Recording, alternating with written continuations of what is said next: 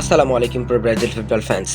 দর্শক, CBA forever নামের একটি গণমাধ্যম কিন্তু একটি পোস্ট করেছে যেখানে জুড বেলিংহাম তিনি নিজে ইংল্যান্ড এবং রিয়াল মাদ্রিদের এই ফুটবলার কিন্তু ব্রাজিলের ফুটবল নিয়ে বেশ কিছু কথা বলেছেন। তিনি কথা বলেছেন ব্রাজিলিয়ান কিংবদন্তি রোনালদো নাজারিওকে নিয়ে।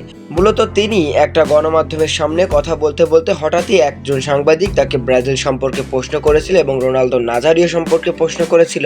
তখন জুড বেলিংহাম ইংলিশ এই মিডফিল্ডারের প্রশ্নের উত্তর শুনলে হয়তো বা আপনি নিজেও অবাক হয়ে যাবেন। তিনি বলেছেন, আমার বাবা সবসময় রোনালদো নাজারিওর কথা বলতেন, আমি তার সাথে দেখা করেছি।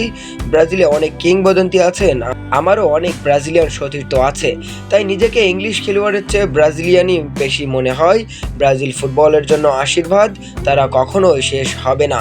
মূলত জুড বেলিংহাম যে লাস্টের দুইটা লাইন বলেছে, ব্রাজিল ফুটবলের জন্য আশীর্বাদ এবং তারা কখনোই শেষ হবে না। মূলত এই দুটো লাইন বলার কারণে কিন্তু এই কথাগুলো এতটা টাইম লাইনে এসেছে, এতটা বেশি গণমাধ্যমের সামনে এসেছে যে একজন ইংলিশ ফুটবলার হয়ে তিনি নিজে বলছেন যে ব্রাজিল ফুটবলের জন্য আশীর্বাদ।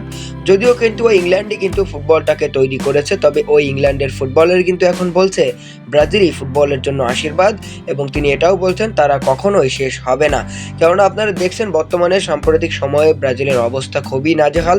তারা যে কোনো দলের বিপক্ষে ম্যাচ ড্র করতেছে, হারতেছে। তো সেক্ষেত্রে আসলে জুড বেলিংহামের এই কথাগুলো আসলে কবে বাস্তবায়ন হবে কে জানে।